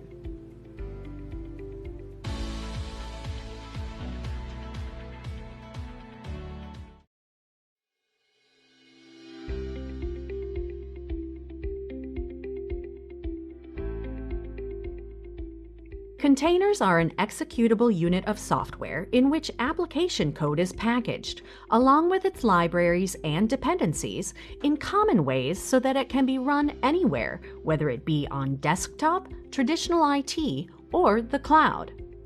Containers are small, fast, and portable, and unlike virtual machines, they do not need to include a guest OS in every instance, and can instead simply leverage the features and resources of the host OS. In the rest of this video, we will see how container-based technology really works. Hi everyone, my name is Sai Venom, and I'm a developer advocate with IBM. Today, I want to talk about containerization. Whenever I mention containers, most people tend to default to something like Docker or even Kubernetes these days. But container technology has actually been around for quite some time. It's actually back in 2008 that the Linux kernel introduced C groups or control groups that basically paved the way for all of the different container technologies we see today. So that includes Docker, but also things like Cloud Foundry, as well as Rocket and other container runtimes out there. Let's get started with an example, and we'll say that I'm a developer and I've created a Node.js application and I want to push it into production. We'll take two different form factors to kind of explain the advantages of containerization. So let's say that first we'll talk about VMs, and then we'll talk about containers. So first things first, let's introduce some of the things that we've got here. So we've got the hardware itself, which is a big box. We've got the guest, or rather the host operating system, as well as a hypervisor. The hypervisor is actually what allows us to spin up VMs. Already, let's take a look at this shared pool of resources with the host OS and the hypervisor. We can assume that some of these resources have already been consumed. Next, let's go ahead and take this JS application and push it in. And to do that, I need a Linux VM. So let's go ahead and sketch out that Linux VM. And in this VM, there's a few things to note here. So we've got another operating system in addition to the host OS. It's going to be the guest OS, as well as some binaries and libraries. So that's one of the things about Linux VMs, that even though we're working with a really lightweight application, to create that Linux VM, we have to put that guest OS in there and a set of binaries and libraries. And so that really bloats it out. In fact, I think the smallest Node.js VM that I've seen out there is 400 plus megabytes, whereas the Node.js runtime and app itself would be under 15. So we've got that. We go ahead and let's push that JS application into it. And just by doing that alone, we're going to consume a set of resources. Next, let's think about scaling this out, right? So we'll create 2 additional copies of it. And you'll notice that even though it's the exact same application, we have to use and deploy that separate guest OS and libraries every time. And so we'll do that 3 times. And by doing that, essentially we can assume that for this particular hardware, we've consumed all of the resources. And there's another thing that I haven't mentioned here, but this JS application, I developed it on my MacBook. So when I pushed it into production to get it going on the VM, I noticed that there were some issues and incompatibilities. This is the kind of foundation of this big he said, she said issue where things might be working on your local machine and work great, but when you try to push it into production, things start to break. And this really gets in the way of doing agile DevOps and continuous integration and delivery. That's solved when you use something like containers. It's a 3-step process when kind of doing anything container related and pushing or creating containers. And it almost always starts with first some sort of a manifest. So something that describes the container itself. So in the Docker world, this would be something like a Docker file. In Cloud Foundry, this would be a manifest YAML. Next, what you'll do is create the actual image itself. So for the image, if you're working with something like Docker, that could be something, that would be a Docker image. If you're working with Rocket, it would be an ACI or application container image. So regardless of the different containerization technologies, this process stays the same. And the last thing you end up with is an actual container itself, that contains all of the runtimes and libraries and binaries needed to run an application. That application runs on a very similar setup to the VMs, but what we've got on this side is, again, a host operating system. But the difference here, instead of a hypervisor, we're going to have something like a runtime engine. So if you're using Docker, this would be the Docker engine. And different containerization technologies would have a different engine. Regardless, it's something that runs those containers. Again, we've got this shared pool of resources, so we can assume that that alone consumes some set of resources. Next, let's think about actually containerizing this technology. So we talked about the 3-step process. We create a Docker file, we build out the image, we push it to a registry, and we have our container, and we can start pushing this out as containers. The great thing is these are going to be much more lightweight. So deploying out multiple containers, since you don't have to worry about a guest OS this time, you really just have the libraries as well as the application itself. So we've scaled that out 3 times, and because we don't have to duplicate all of those operating system dependencies and create bloated VMs, we actually will use less resources. So let's use a different color here, and scaling that out 3 times, we still have a good amount of resources left. Next, let's say that my coworker decides, hey, for this JS application, let's take advantage of a third-party, let's say a cognitive API to do something like image recognition. So, let's say that we've got our third-party service, and we want to access that using maybe a Python application. So he's created that service that accesses that third-party APIs, and with our Node.js application, we want to access that Python app to then access that service. If we wanted to do this in VMs, I'm really tempted to basically create a VM out of both the JS application and the Python application, because essentially that would allow me to continue to use the VMs that I have. But that's not truly cloud native, right? Because if I wanted to scale out the JS but not the Python app, I wouldn't be able to if they were running in the same VM. So to do it in a truly cloud native way, essentially I would have to free up some of these resources, basically get rid of one of these VMs, and then deploy the Python application in it instead. And that's not ideal. But with the container-based approach, what we can do is simply say, since we're modulars, we can say, okay, just deploy one copy of the Python application. So we'll go ahead and do that. There's a different color here. And that consumes a little bit more resources. And then, with those remaining resources, the great thing about container technology, that actually becomes shared between all the processes running. In fact, another advantage, if these container processes aren't actually utilizing the CPU or memory, all of those shared resources become accessible for the other containers running within that hardware. So with container-based technology, we can truly take advantage of cloud-native-based architectures. So we talked about things like portability of the containers. We talked about how it's easier to scale them out. And then overall, with this kind of 3-step process and the way we push containers, it allows for more agile DevOps and continuous integration and delivery. Containers streamline development and deployment of cloud-native applications. In the next lesson, we will cover cloud storage.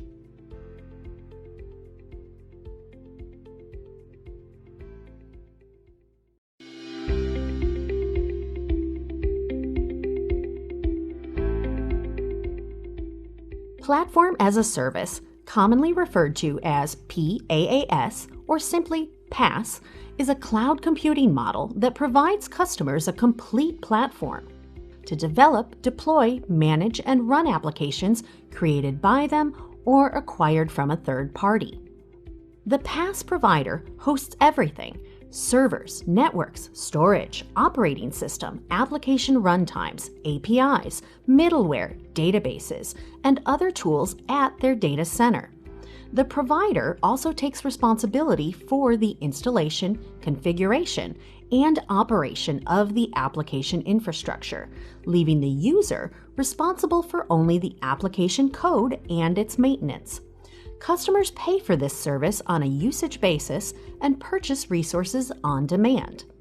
With IaaS, the cloud provider offers access to raw computing resources, such as servers, storage, and networking, while the user is responsible for the platform and application software.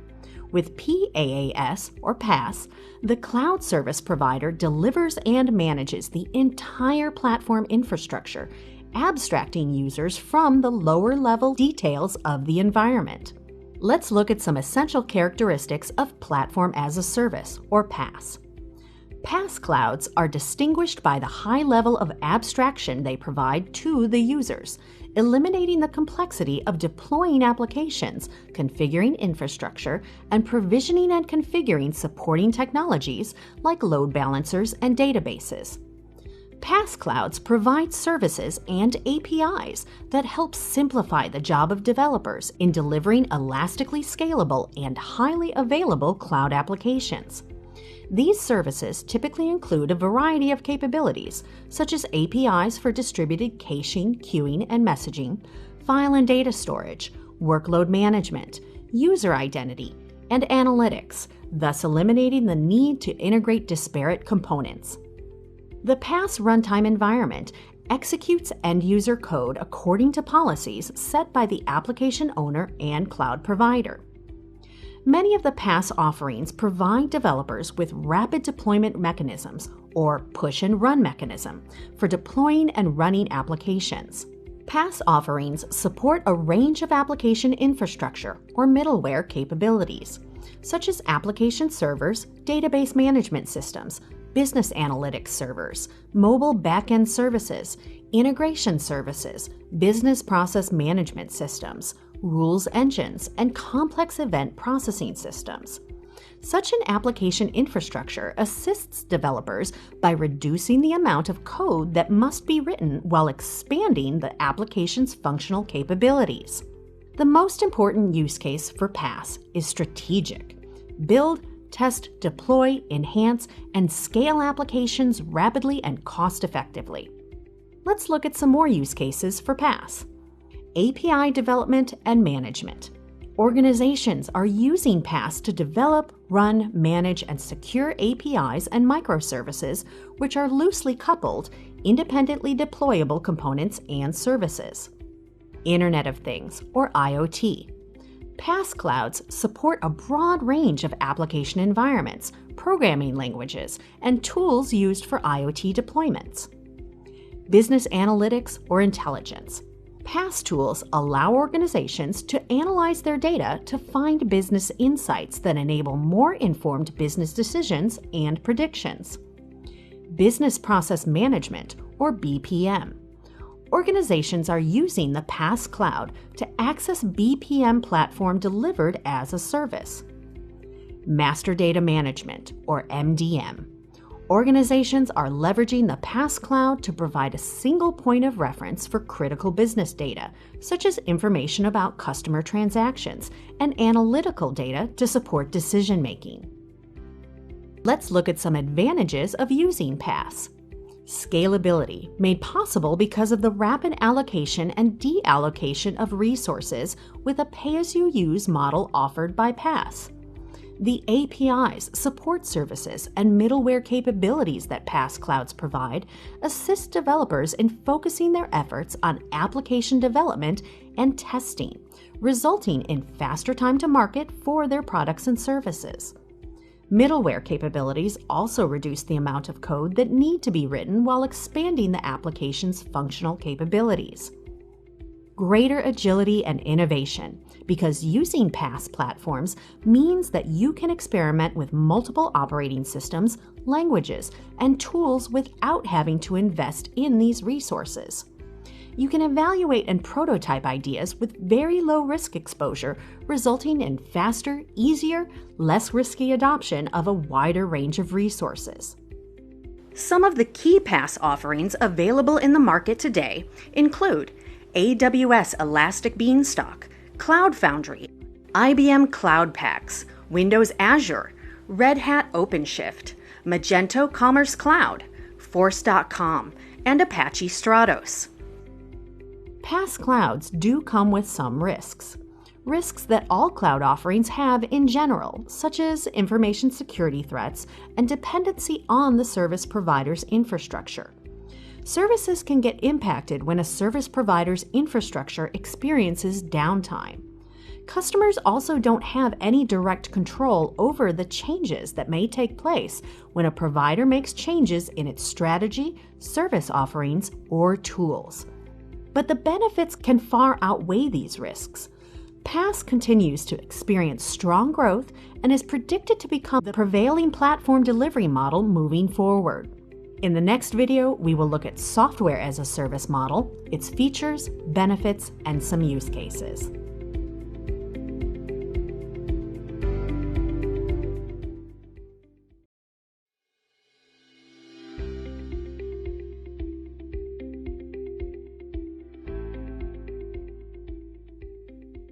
Let's look at some numbers and predictions that help us see the scale cloud is predicted to achieve in the coming years. Gartner predicts the worldwide public cloud service market to grow from $182.4 billion in 2018 to $331.2 billion in 2022, attaining a compound annual growth rate, or CAGR, of 12.6%. Spending on infrastructure as a service to increase from $30.5 billion in 2018 to $76.6 billion in 2022, growing 27.5% in a year. Platform as a service spending to grow from $15.6 billion in 2018 to $31.8 billion in 2022, growing 21.8% in a year. With software investments shifting from cloud first to cloud only, spending on software as a service is expected to grow from $80 billion in 2018 to $143.7 billion in 2022. What is clear is that cloud is accelerating faster than predicted, adoption is high, and revenues are soaring. The question for businesses today is no longer if they need to adopt the cloud, rather what their cloud adoption strategy should be to best serve their businesses and customers. Keeping up with this technological wave and driving it forward are the cloud service providers with a wide range of services. We will now talk about some of the major cloud service providers in an alphabetical order. Alibaba Cloud, also known as Aliyun, while relatively new, is the largest Chinese cloud computing service provider. Aliyun provides a comprehensive suite of global cloud computing services to power not just their customers' online businesses, but also the Alibaba Group's own e-commerce ecosystem. It offers a host of products and services such as compute, network, storage, security, monitoring and managing, communication, analytics, IoT, application development, data migration, web hosting, and more. One of the first to enter the cloud computing race, Amazon Web Services, or AWS Cloud, offers an extensive range of infrastructure and platform services to individuals, companies, and governments on a metered pay-as-you-go basis.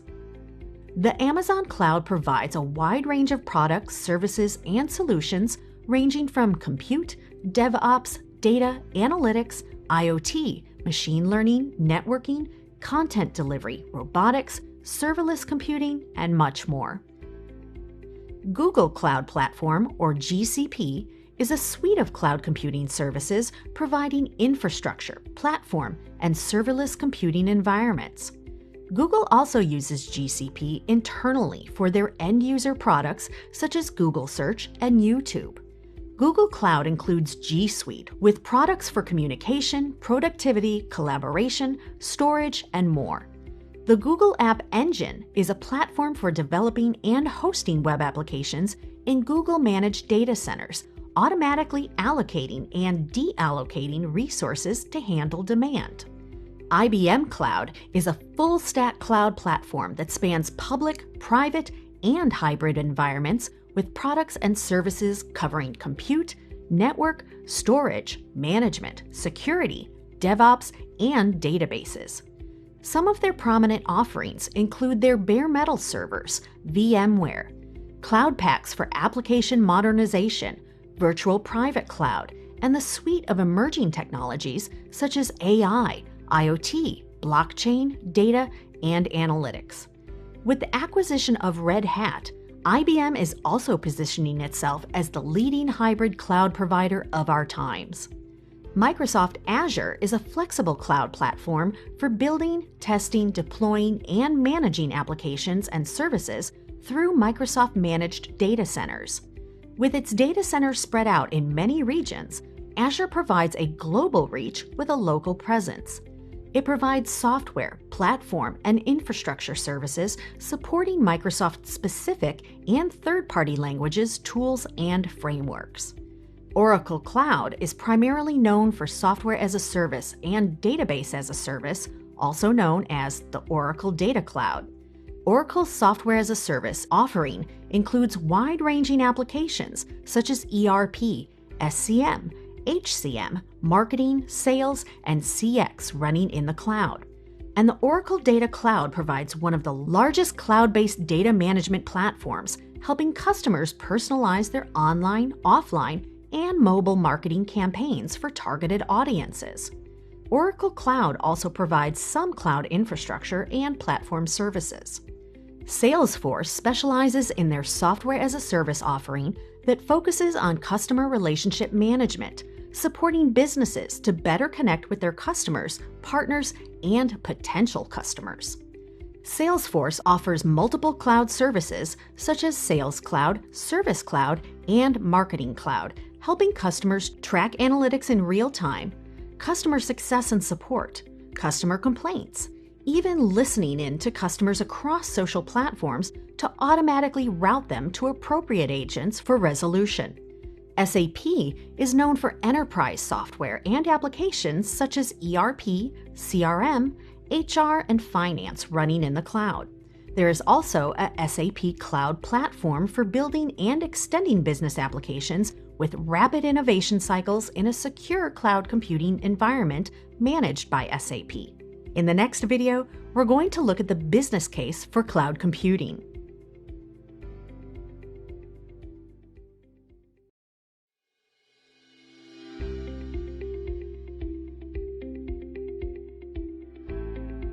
Cloud computing, also referred to as the cloud, is the delivery of on-demand computing resources, everything from applications to data centers, over the internet on a pay-for-use basis.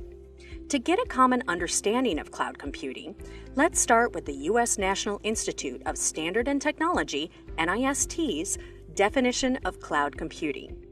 NIST defines cloud computing as a model for enabling convenient, on-demand network access to a shared pool of configurable computing resources that can be rapidly provisioned and released with minimal management effort or service provider interaction. Examples of computing resources include networks, servers, storage, applications, and services. This cloud model is composed of 5 essential characteristics, 3 deployment models, and 3 service models. Let's start with understanding the 5 essential characteristics of the cloud, which include on-demand self-service, broad network access, resource pooling, rapid elasticity, and measured service. On-demand self-service, the first characteristic, means that you get access to cloud resources such as the processing power, storage, and network you need using a simple interface without requiring human interaction with each service provider. The second characteristic, broad network access, means that cloud computing resources can be accessed via the network through standard mechanisms and platforms such as mobile phones, tablets, laptops, and workstations. The third characteristic, resource pooling, is what gives cloud providers economies of scale, which they pass on to their customers, making cloud cost-efficient. Using a multi-tenant model, computing resources are pooled to serve multiple consumers. Cloud resources are dynamically assigned and reassigned according to demand, without customers needing to concern themselves with the physical location of these resources. Rapid elasticity, the fourth characteristic, implies that you can access more resources when you need them and scale back when you don't, because resources are elastically provisioned and released. And the fifth characteristic, measured service, means that you only pay for what you use or reserve as you go. If you're not using resources, you're not paying. Resource usage is monitored, measured, and reported transparently based on utilization. As we see, cloud computing is really about utilizing technology as a service, leveraging remote systems on demand over the open internet, scaling up, scaling back, and paying for what you use. It is a revolution in that it has changed the way the world consumes compute services by making them more cost-efficient while also making organizations more agile in responding to changes in their markets. As I mentioned earlier in this talk, the cloud model is composed of 5 essential characteristics, 3 deployment models, and 3 service models. We just went over the 5 essential characteristics. While we will go into greater depth of the deployment and the service models in the later videos, let me leave you with a brief overview of these models. There are 3 types of cloud deployment models: public, private, and hybrid.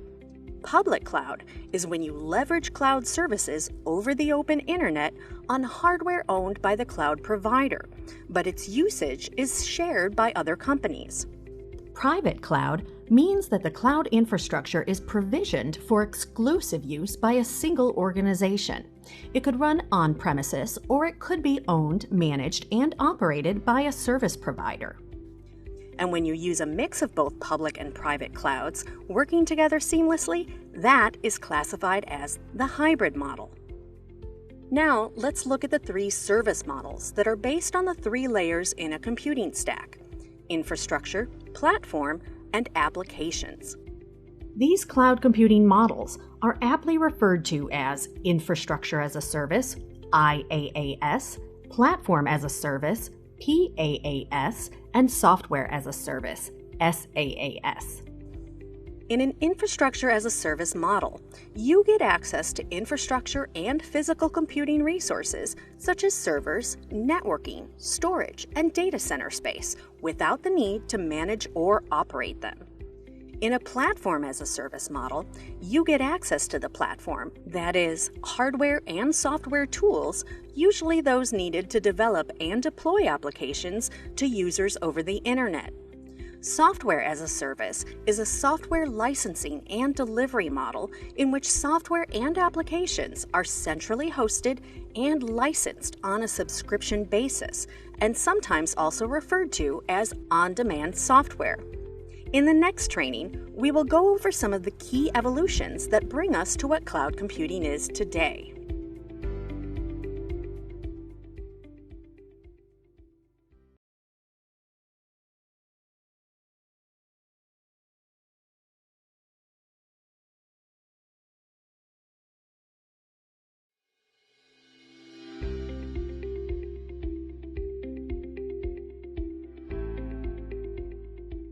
Hi, my name is Kaylee Bovey with the IBM Cloud team, and today we're going to be talking about virtualization.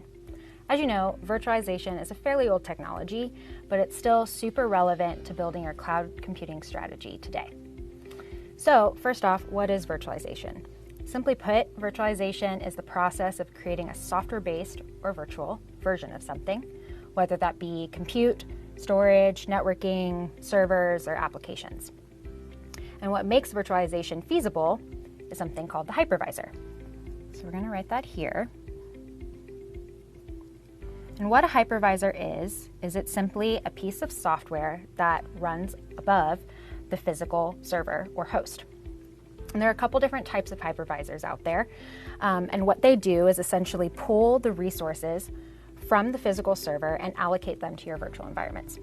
There are 2 main types of hypervisors out there, one being type 1, very simple to remember, and 2, you guessed it, type 2. So let's start with type 1. A type 1 hypervisor is a hypervisor that is installed directly on top of the physical server. They're also called bare metal hypervisors, so we'll write that up here, just so you can remember. These are the most frequently typed of used hypervisors, and they're most secure, they lower the latency, and these are the ones that you'll see in the market the most. Some examples would be VMware ESXi, or Microsoft Hyper-V, or even open source KVM. The other type of hypervisor is a type 2 hypervisor over here. And what makes these different is that there is a layer of host OS that sits between the physical server and the hypervisor. So, by that nature, they are also called hosted. These are a lot less frequent. They're mostly used for end-user virtualization, and you might see some in the market that are called like Oracle VirtualBox or VMware Workstation. Again, they're a lot less frequent. They're a bit more, they have a higher latency than a type 1 hypervisor.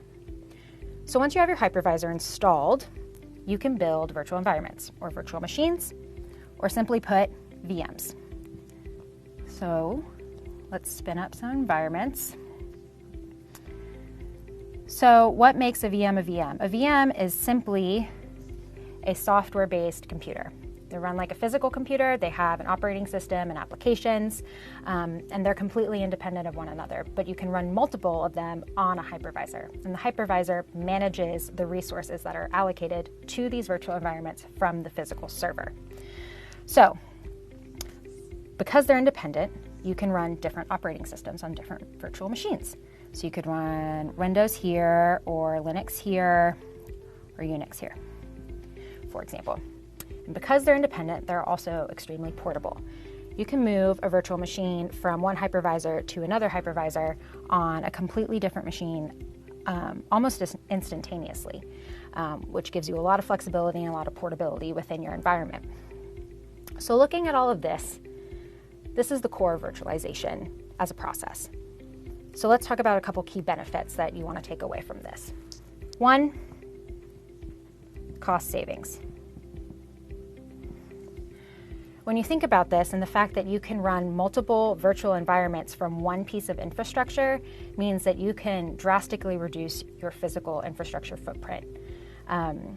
This is consolidation at its core, and the fact that you don't have to maintain nearly as many servers, run as much electricity, save on maintenance costs, means that you save on your bottom line at the end of the day. Number two would be agility and speed. So like I said, spinning up a virtual machine is relatively easy and quick. A lot more simple than provisioning an entire new environment for your developers if they say they want to spin up a new environment so that they can run a dev test scenario, whatever it might be. Virtualization makes that process a lot simpler and quicker. And three, lowers your downtime. So let's say that this host goes out unexpectedly. The fact that you can move virtual machines from one hypervisor to another on a different physical server means that you have a great backup plan in place, right? So if this host goes down, you can simply move your VMs very quickly to another hypervisor on a machine that is working. Virtualization and VMs are at the center of cloud computing and provide many benefits. In the next video, we will discuss the types of virtual machines.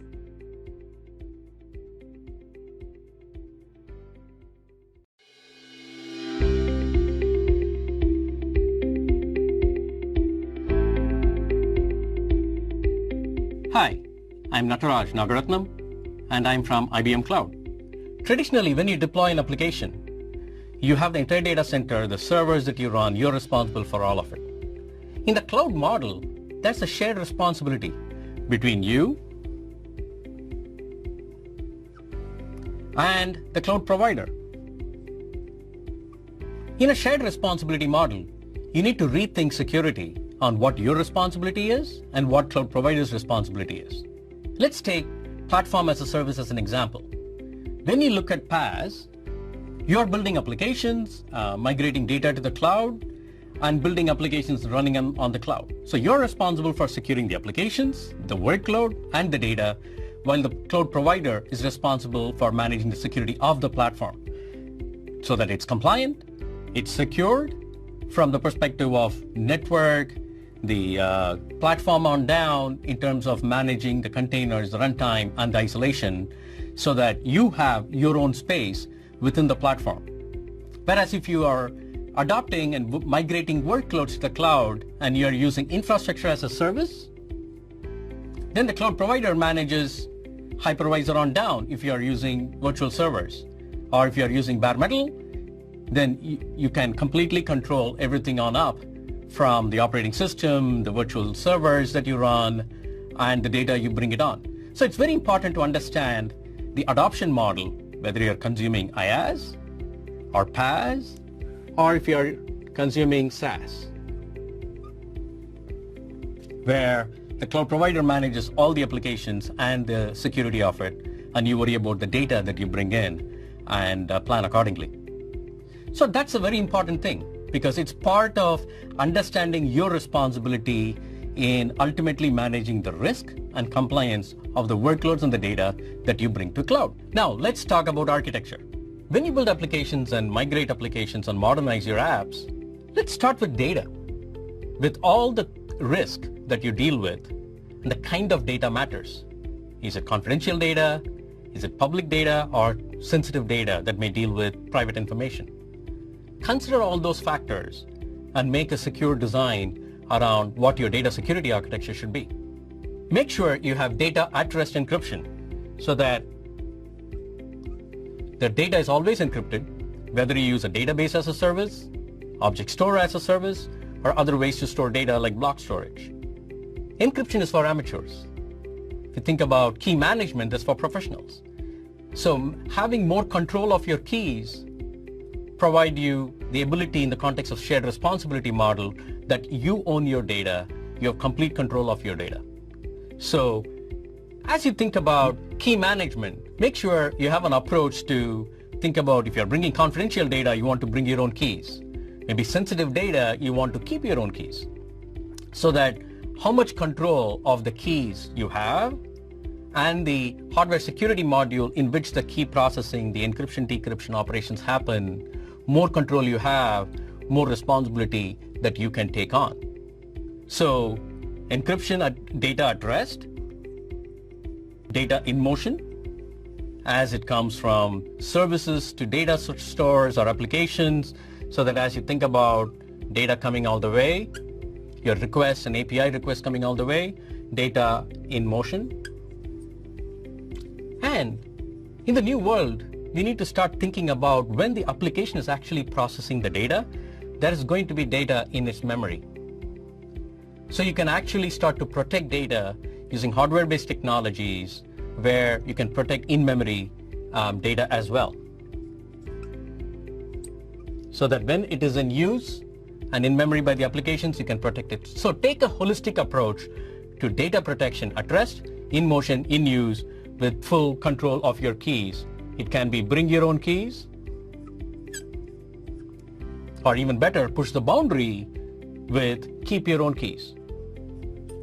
The application that serves the data, it's not only about which application needs to have access. Make sure the data access is on only a need-by-need basis. Do not open up your data services to the whole world, be it network access or everybody to access the data. Make sure you exactly know which applications need to access or which users need to access the data to run your cloud applications. From an application viewpoint, make sure there are no vulnerabilities in your application. So scan your applications. So have an AppSec application security approach so that you can do dynamic scanning or static scanning of your application before you deploy it into the production. And in a cloud native environment, you're deploying container images. So you can scan your images. You can scan it for vulnerabilities before you deploy and set your policy so that you only have secured images in production anytime. And if there is any vulnerability in the new world, you don't need to patch these systems. You just spin up a new container and off you go. So that's the beauty of a cloud native approach, that you have security built in every step. So at a container level and the applications that serves the business logic, you can start to protect it. Then when you look at the users coming in, you want to manage access in terms of who the user is and from where they are coming from. So identity, you need to make sure who the user is or which service it is based on the identity of those services or users so that you can make access control to your application or data. And also from the perspective of network access, you want to make sure only authorized users can get in, and if there are intruders out there, you can make sure you can set it up so that they are prevented from accessing your application and your data in the cloud, be it through web application firewalling, network access control, or denial of service, distributed denial of service protection, and have intelligence built into these network protection as well. So both identity and network. In essence, you are protecting your data. You need to manage access to your apps and the workload and the data that you have deployed on the cloud. In the next video, we will look at security monitoring and DevOps security.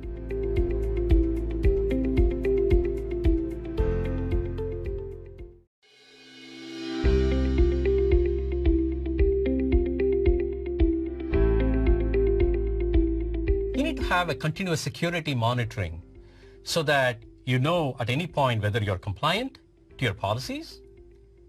You can watch out for threats that you need to manage. Having an approach and set of tools to manage security and compliance posture is very important. So gaining insights about your posture, compliance, and threats. So from your deployment environment, you can garner information. It can be security events, audit logs, flow logs from network or system that can be fed in so that you can figure out what your posture and compliance and threats are. And not only it's important for you to gain insight, you need to have actionable intelligence so that you can start to remediate. You may figure out there's a vulnerability, a container image that you have deployed is vulnerable, so you can respin the container, so you can remediate and spin up a new container. There may be a particular access from a network that seems to be coming in from a suspicious network IP address, so you can block that. So ability to gain visibility and insights, and having that insights and turn it into actionable intelligence and remediate is very important. So let's talk about DevOps. DevOps is about development and operations.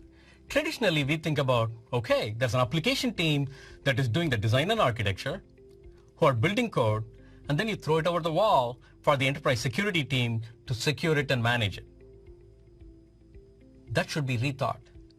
Fundamentally, it's not just about dev and ops, but security need to be a forethought, not an afterthought. So it should become SecDevOps approach to the way you build, manage, and run your applications. So you need to embed security into the entire lifecycle, what we call shift left. Not only you manage security, but shift left through the entire process. You need to have a secure design. So as you plan, as you design and say, what kind of data am I going to put? What level of classification? What kind of applications am I building? Is it container-based? Is it a workload that I'm migrating? Take that into account and what integrations you need to do so that you can plan it and architect it. Then as you build it, embed security as part of that process. So you have security-aware applications. For example, you may want to encrypt data. If it is sensitive data, you may want to encrypt the data from your applications before you store into a data store. So secure build. And you manage security. As part of SecDevOps, as you have secure design and architecture, you pass on that and build secure applications and deploy and manage security in a continuous fashion. And then you have a closed loop so that whatever you find, you may need to remediate or re-architect your application or re-implement certain things as threats landscape evolve. In the next video, we will look at identity and access management.